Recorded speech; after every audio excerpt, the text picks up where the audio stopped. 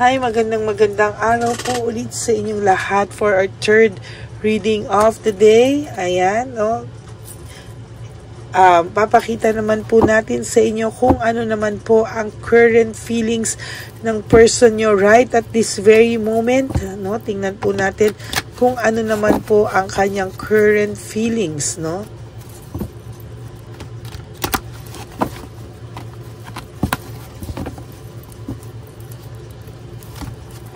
Tingnan po natin ang kanyang current feelings.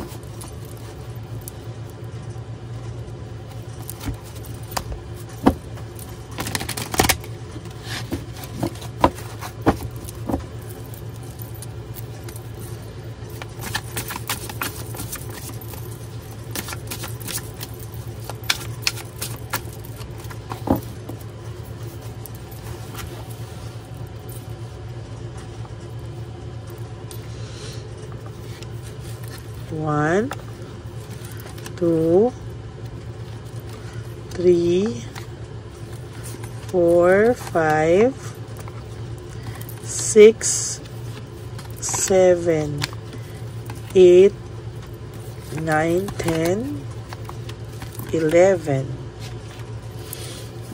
12, 13, 14, 15.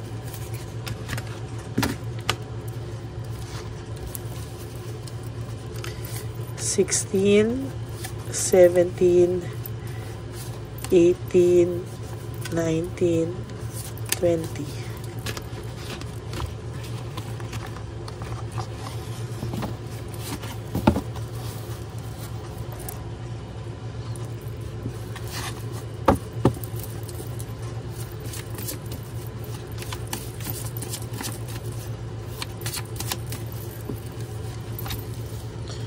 Please do what is best for your heart, no?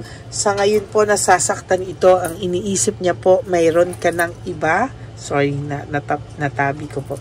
Iniisip niya siguro, mayroon ka ng iba. May nagpapasaya na sa'yo. Kaya parang siya ay naduduwag makipaglaban. Kahit ayaw po nito, sa laki po ng kasalanan niya sa'yo, siya po ay naduduwag. Hindi po siya makalapit, no? Iniisip niya kung saan ka masaya, wala po siyang magagawa kasi the way he or she have treated you was wrong. Maling-mali daw po kung papaano ka daw po niya trinato, no? Hindi niya po alam, no? Kung bakit ka po niya natrato ng ganon, ano nangyari, bakit bigla na lang nag-iba siya, mahal na mahal ka naman niya nung araw, kayo po ay nagmamahalan, pero bakit daw po ganyan ang nangyari, bakit daw po natrato ka niya ng mali, no? I don't want to be who I used to be, you deserve better, no? Parang hindi mo rin daw deserve talaga kung ano yung nagawa niya sa'yo, no? Sabi niya nga po dito, trinato ka niya ng mali, maling-mali, no? Kaya ngayon, parang ayaw niya nang maging siya, ayaw niya na ulit mangyari, no? Na naging ganon siya kasi hindi mo daw siya deserve na ganon, no? Hindi mo deserve yung ginawa niya sa'yo, pinakita niya sa'yo, hindi mo daw po deserve, at deserve mo daw po ay isang pagtatratong maayos, no? Hindi ka po nawawala sa isipan niya. I can't stop thinking about you. Mahal na mahal ka po ng taong ito, pero wala na po siyang magawa kasi nagkamali po siya sa'yo ng matinding-matindi, no? Talagang matindi po, no? Sabi niya, why can't I tell you the truth? Hindi niya po masabi sa'yo ang lahat ng katotohanan. Hindi niya po masabi why. Sabi ko nga po sa'yo, sa taas po ng pride and ego nito, hindi niya po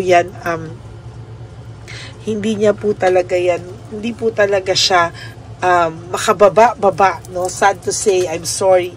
Hindi po niya talaga kayang ibaba yung kanyang pride and yung kanyang ego, no? Sabi ko nga po sa'yo, nagugulat din po siya, bakit po niya nagawa sa'yo yan? Hindi niya din daw po sinasadya, pero nangyari na po, no? Nangyari ang hindi dapat mangyari. Talagang sa nakikita ko ay hindi po naging maayos ang lahat, no? oh my God, iniisip niya rin po na hindi ka din niya masyadong napasaya when it comes to your sex life, no?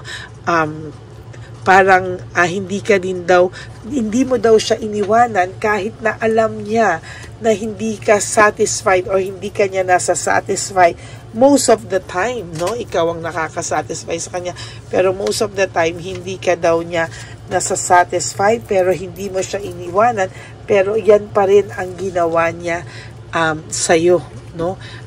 Hindi ka nasaktan ka pa rin niya, kaya ito po ay umiiyak to sa gabi, or dito siya hindi man literal parang ang iniisip niya po ay talagang sa gabi po ito nag-iisip ng matindi sa'yo. Kaya kung minsan nagigising ka sa mga madaling araw, yan po ay iniisip ka po niya or name-meditate ka po niya, no? I don't want to be alone. This person, ayaw niya pong maging alone. Kaya nag-iisip po ito ng mga paraan paano po siya magiging masaya. Kaya po siya nagka-leche-leche sa mga ginawa niya because of too much fear, no? Na ayaw niyang mag-isa, medyo na-bored siya, medyo nawala ng kilig factor, no? Feeling niyan sawa na siya. Yun pala, yun yung mga panandaliang emotions na nagpadala siya. Sayang, no?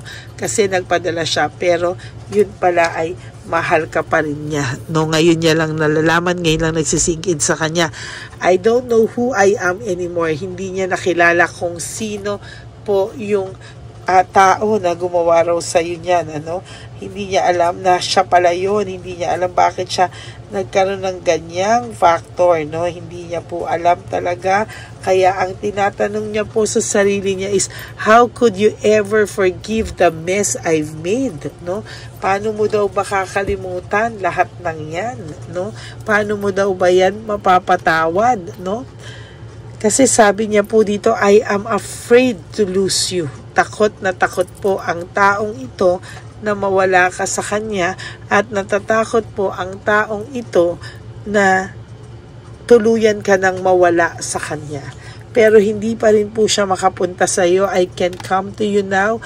Maybe dahil talagang wala po talaga itong maiharap sa iyo, no? Talagang sabi ko nga sa iyo, or maybe because ito ang sabi niya, why do I feel so lost?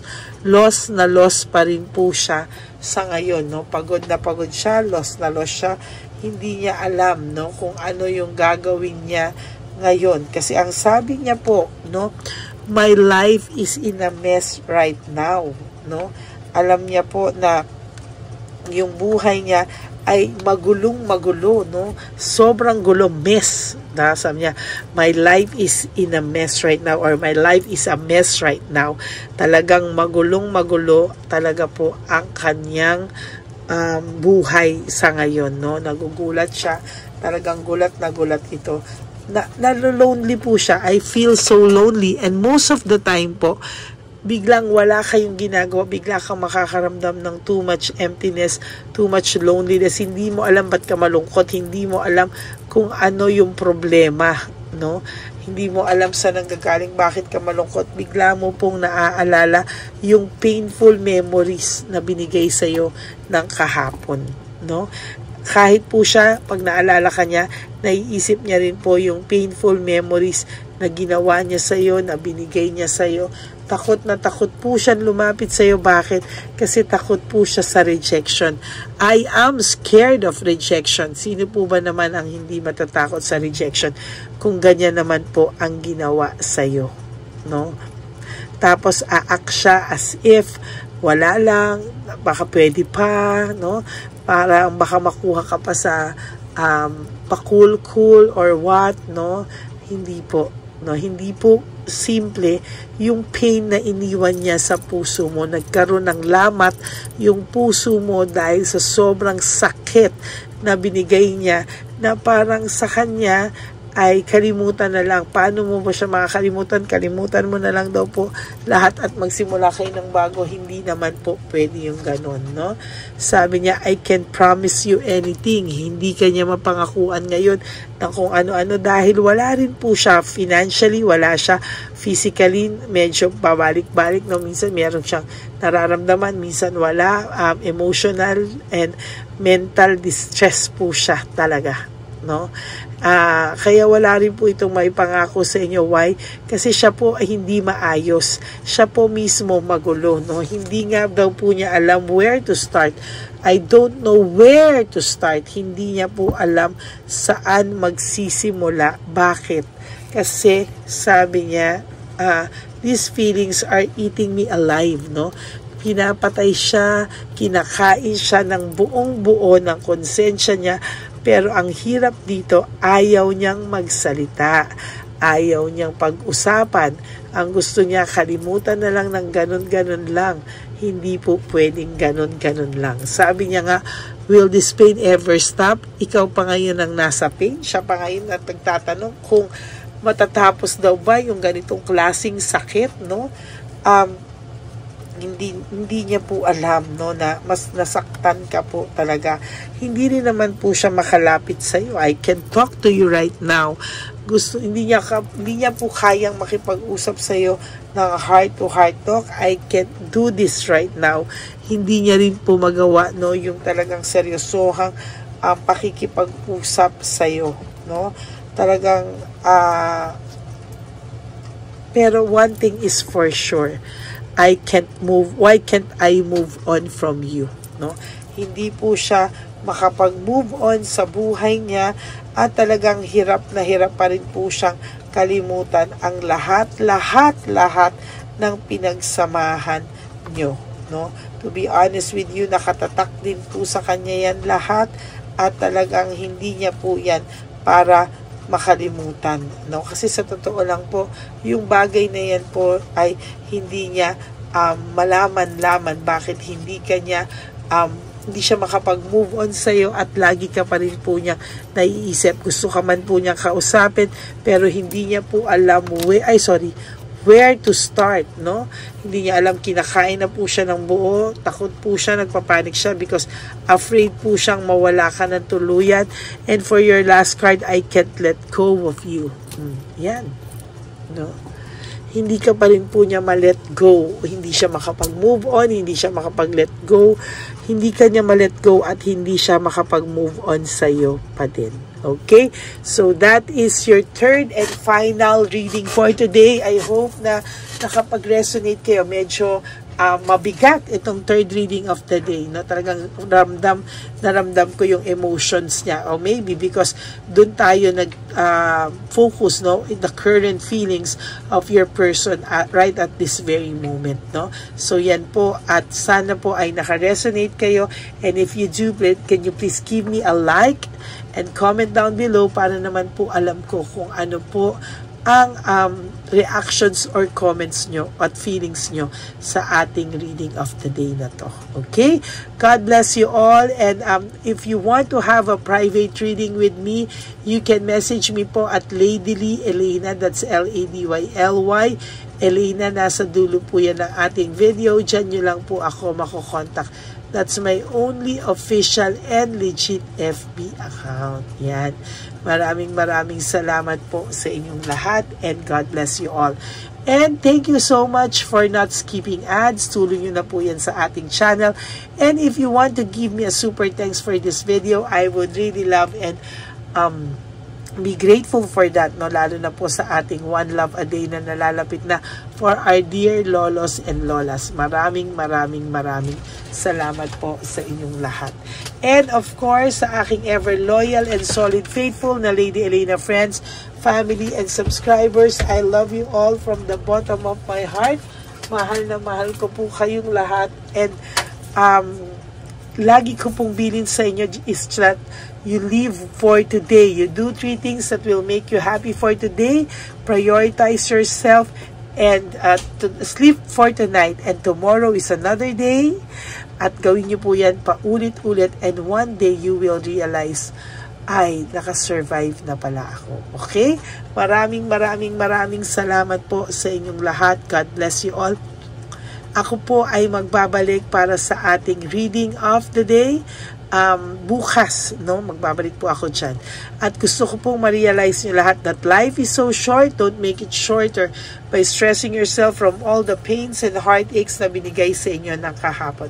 Just surrender everything to the divine universe and just let go and let God write your life and love story.